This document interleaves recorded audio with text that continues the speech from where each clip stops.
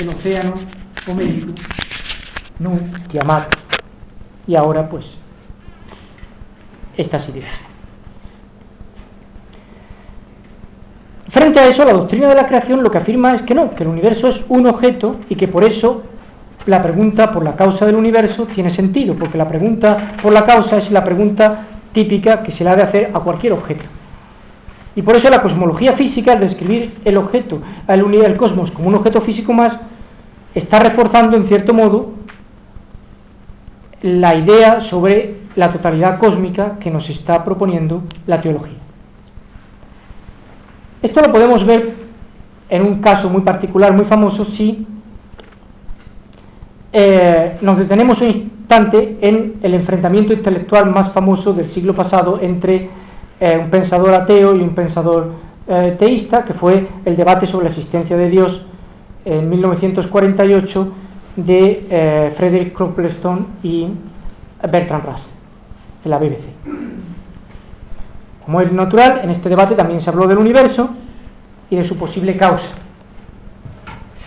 Y puede resultar útil que nos detengamos porque aquí podemos ver cómo en los dos contendientes estaban operando dos ideas del universo completamente diferentes, y cómo la idea del universo como cosa, como objeto, no es obvia ni mucho menos, sino que su obviedad deriva de que la cosmología física está actualmente tan aceptada.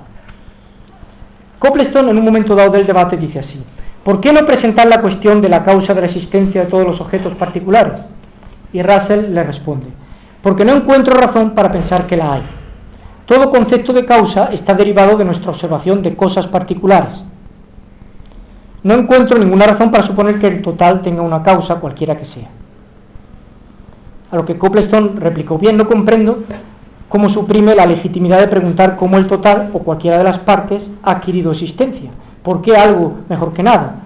El hecho que sostengamos nuestra noción de causalidad empíricamente de causas particulares no excluye la posibilidad de preguntar cuál es la causa de la serie. A lo que Russell respondió con un argumento que ha sido muy famoso desde entonces.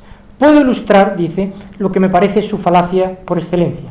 Todo hombre existente tiene una madre, y me parece que su argumento es que, por lo tanto, la raza humana tiene una madre. Pero evidentemente la raza humana no tiene una madre, y esa es una esfera lógica diferente. Como vemos, Russell está sosteniendo que se da una ligadura entre el concepto de causa y el de objeto, y en esta ligadura sitúa la clave para rechazar la pregunta de Copleston por la causa del universo, porque el universo no se le aplicaría la categoría de objeto.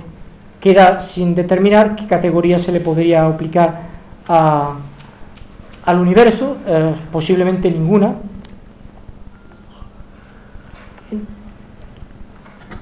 Entonces, según el planteamiento de Russell, Copleston estaría incurriendo en un error que, por otro lado, sería obviamente explicable, porque siendo Copleston un pensador en la tradición del pensamiento cristiano, no podía dejar de contemplar el universo como un objeto, como la obra de arte de Dios que es.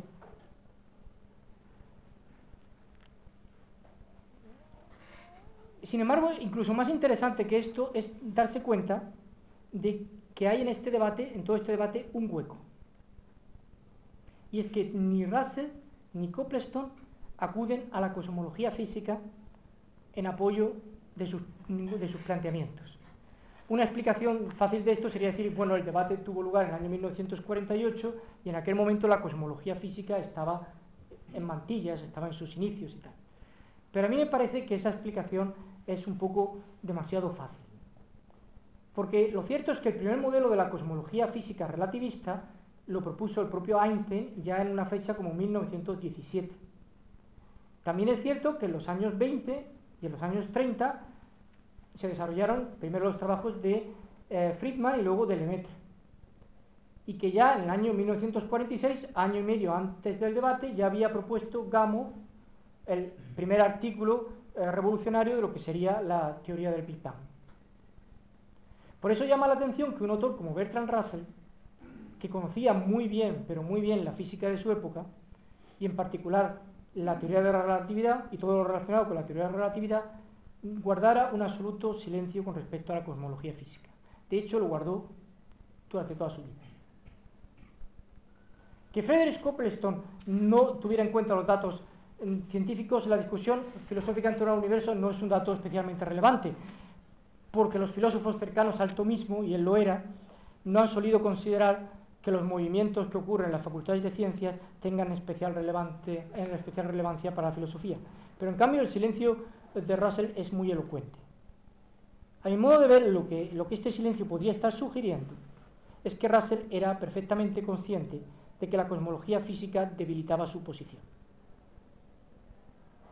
Porque resulta muy difícil justificar la tesis de que el universo no cae bajo la categoría de objeto cuando se describe como un sistema físico ordinario.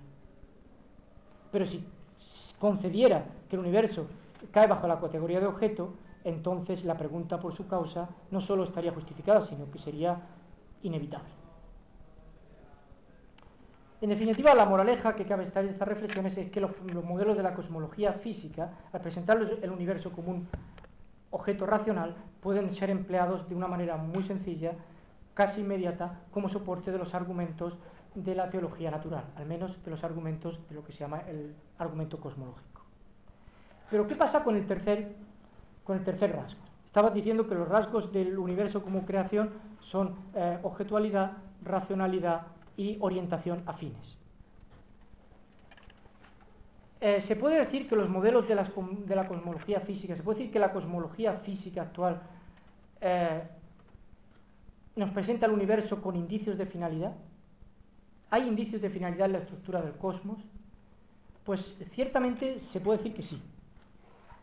Y este asunto es lo que los especialistas conocen como el tema del ajuste fino de las leyes del universo. ¿En qué consiste el ajuste fino? Consiste en el hecho que se ha ido poniendo de manifiesto, sobre todo a partir de los años 80 del pasado siglo, de que las constantes y las leyes físicas, las constantes y las leyes de la naturaleza, están estructuradas, están combinadas de tal manera que si hubieran sido en algunos puntos ligeramente diferentes a cómo son, el universo como un todo sería un sistema físico completamente hostil a la formación de estructuras complejas y particularmente de la vida, y muy en particular, por supuesto, de vida inteligente que necesita mucho tiempo para desarrollarse un cerebro complejo. ¿Cómo se llega a esta conclusión? Pues gracias a que desde los años 70 tenemos un modelo estándar cosmológico, tenemos un modelo estándar de física de partículas, y gracias a que tenemos ordenadores muy potentes con los que podemos simular lo que ocurriría si cambiamos determinadas constantes de la naturaleza, o si cambiamos, por ejemplo, la intensidad de las fuerzas, o cambiamos algunos de los parámetros, la masa del protón, la masa del neutrón, la masa del electrón, o algunas de las muchas constantes que aparecen en el modelo, de otras constantes que aparecen en el modelo estándar de física de partículas, pues se puede ver lo que ocurriría en estos casos, aparte de calcularlo analíticamente, sobre todo se pueden hacer simulaciones, y a la conclusión a la que se llega es que lo más fácil es conseguir un universo que consista en, pues, una cosa que vuelve a implosionar inmediatamente, o que se extiende con tanta rapidez que todas las partículas están muy separadas de unas de otras, con lo cual no se forma ninguna estructura, o un universo que consiste en un gas de hidrógeno y un poco de radiación, o un universo que consiste solamente en helio y radiación, o en neutrones, etc. Pensando en estas cosas, el astrofísico británico Martin Rees ha dicho lo siguiente: nuestro universo tiene algunas propiedades, longevidad, estabilidad, alejamiento térmico, alejamiento del equilibrio térmico, etc., que son requisitos previos para nuestra existencia. Nuestra aparición dependía de un ajuste aparentemente crítico entre las intensidades relativas de las fuerzas fundamentales, las masas de las partículas elementales y otras constantes físicas básicas. El hecho es que la estructura de las constantes y de las leyes de la naturaleza parece estar dispuestas de tal modo que con un mínimo de reglas se consigue una enorme variedad de entidades complejas, y particularmente la vida y la vida inteligente. De manera que si un ser inteligente se hubiera propuesto crear un mundo en el que abundara la complejidad y la vida, posiblemente hubiera diseñado una estructura muy similar a la que nos presenta las leyes de la naturaleza. Se puede decir que el descubrimiento del ajuste fino puede ser considerado como uno de los hallazgos más importantes, más significativos de la ciencia del siglo XX. Un hallazgo que ha llevado a físicos como Freeman Dyson a expresar sentimientos que son muy difíciles de acomodar en una cosmovisión materialista. Dyson dice, por ejemplo, no me siento extraño en este universo. Cuanto más lo examino, los detalles de su arquitectura, más evidencia encuentro de que el universo en algún sentido debe haber sabido que veníamos. Desde luego existe una forma muy sencilla de dar por zanjado este tema, y es el recurso al azar. El argumento es de lo más sencillo. El universo tenía que tener alguna estructura, aunque, entre paréntesis, ¿realmente tenía que tener el universo alguna estructura? ¿Hay algo de inconcebible o de imposible en un universo que no hubiera tenido ninguna estructura, si no fuera un puro caos? Pero en fin, dámoslo por hecho. El universo tenía que tener alguna legislación y nos han tocado estas leyes, de forma que tenemos que considerarnos afortunados, somos los ganadores del gran premio de la lotería cósmica. Si hubieran sido otras leyes, pues el universo sería estéril, ¿vale? Pero no habría nadie para preguntarse por eso, con lo cual no hay ningún misterio. Estamos aquí porque si las leyes hubieran sido otras no habría nadie y nadie se preguntaría nada. Pero, ¿se puede resolver realmente así el asunto? Tal vez no. En su libro Nuestro hábitat cósmico, Martin Rees expone su incredulidad respecto a este argumento con las siguientes palabras. A mí esta respuesta no puede satisfacerme realmente. En este contexto quiero mencionar una reflexión del filósofo canadiense John Leslie. Suponga que se encuentra usted frente a un pelotón de 50 tiradores de precisión que apuntan todos contra usted, pero todos fallan el tiro. Si alguno de los tiradores no hubiera fallado, usted no habría sobrevivido y no podría pensar más sobre ese problema. Sin embargo, usted seguramente no se conformaría con esta explicación. Estaría sorprendido a pesar de todo y buscaría razones más profundas de su suerte. Pues bien, justo en el mismo sentido, deberíamos también nosotros continuar preguntándonos y reflexionando sobre por qué las leyes y las condiciones únicas del mundo físico permiten las consecuencias tan interesantes que observamos y de las cuales somos una parte. Ahora bien, si descartamos la explicación, entre paréntesis y entre muchas comillas, que se limita a considerar el ajuste fino como una casualidad afortunada, la cuestión es que parece que la explicación más inmediata de esto es decir, bueno, pues esto es un indicio claro de diseño. El universo es diseño de una mente que evidentemente quería estos resultados, quería que se produjera complejidad, se produjera vida, se produjera inteligencia. ¿Se podría encontrar alguna explicación alternativa que eliminara la sombra teológica de la cosmología, por lo menos en este aspecto de la finalidad, ya que no se pueda eliminar en el aspecto de la objetualidad y de la racionalidad? Pues precisamente este ha sido el objetivo primordial de la hipótesis del multiverso, que se viene debatiendo, se viene explorando en los últimos 20 años aproximadamente, sobre todo. La hipótesis del multiverso nos diría que en realidad hay muchos universos y nosotros simplemente estamos en uno de ellos que tiene las leyes que son las que permiten que se produzcan este tipo de consecuencias, mientras que hay otros universos que tienen otras leyes y en ellos pues no está la vida y ya está. Por tanto, no sería ninguna sorpresa encontrarnos viviendo en un universo como este, porque hay muchos y nosotros teníamos que vivir en uno que permitía la existencia de vida. Sin embargo,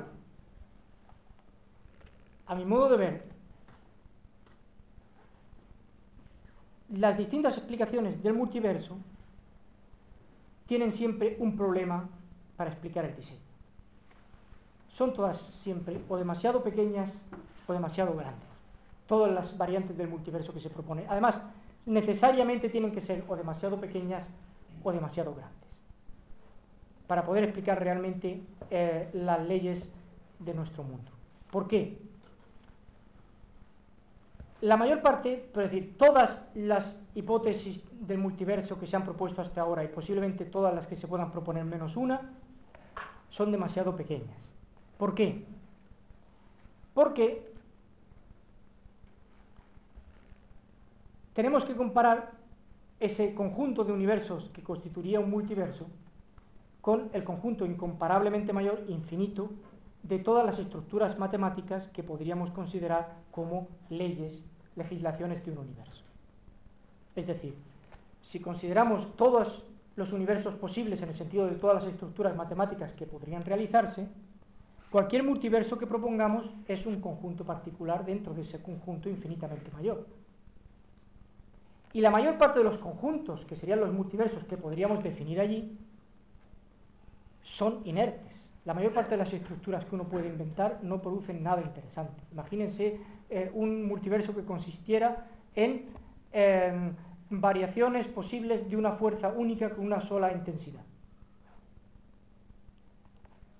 Mayor, menor, de ahí no se genera ninguna estructura compleja. En todos los infinitos universos, que son infinitas variaciones de eso. Se pueden definir una infinidad de estructuras con todas las variaciones que uno quiera en torno a ellas, que no producen absolutamente nada. Con lo cual la pregunta es ¿por qué vivimos en un multiverso que tiene justo la combinación de estructuras que permite que en algún rincón de ese multiverso haya un cosmos como el nuestro? Es decir, lo único que hemos hecho es repetir la pregunta del diseño, solo que a un nivel mayor. Esa es la razón que ha llevado a físicos como Paul Davies a decir justamente eso: los multiversos solamente desplazan el problema a un nivel más alto. Ahora tenemos que preguntarnos por qué de todos los multiversos posibles vivimos en uno que permite la vida. ¿Cómo se podría resolver esto? Pues se podría resolverlo a la manera en la que lo ha intentado resolver el físico sueco Max Tegmark. Que es decir, bueno, es que todas las posibilidades matemáticas consistentes son legislaciones de un mundo. Él dice literalmente: existencia matemática y existencia física son equivalentes. Todas las estructuras matemáticas existen también físicamente. Ese sería el multiverso matemático, que es la propuesta del multiverso mayor que hay. Ahí ya no hay estructuras privilegiadas. Si la realidad física consistiera en que todas las estructuras matemáticas consistentes existen de alguna manera, ahí sí que realmente no se puede decir por qué estas sí y estas no, porque todas tienen el mismo estatuto. Pero este multiverso, tiene justo el defecto contrario. Es demasiado grande, permite demasiadas estructuras. ¿Por qué es demasiado grande? Porque la peculiaridad de las leyes de nuestro universo es doble. Tiene un doble carácter peculiar. Por un lado, es verdad que tiene las leyes y las constantes que se necesitan para que se produzca complejidad y se produzca vida y se produzca inteligencia. Pero es que además, dentro del conjunto de leyes que producirían algo así, son especialmente sencillas las leyes de nuestro universo, son sencillísimas. Ya les decía hace un rato que lo que parece ser característico de nuestro universo es que con un mínimo de física se consigue un máximo de resultados. Entonces, en un multiverso en el que todas las estructuras matemáticas fueran realmente universos reales, la pregunta sería ¿por qué no vivimos nosotros en uno de los infinitos universos en los que pueden existir habitantes como nosotros y que son mucho más irregulares y mucho más complejos que este?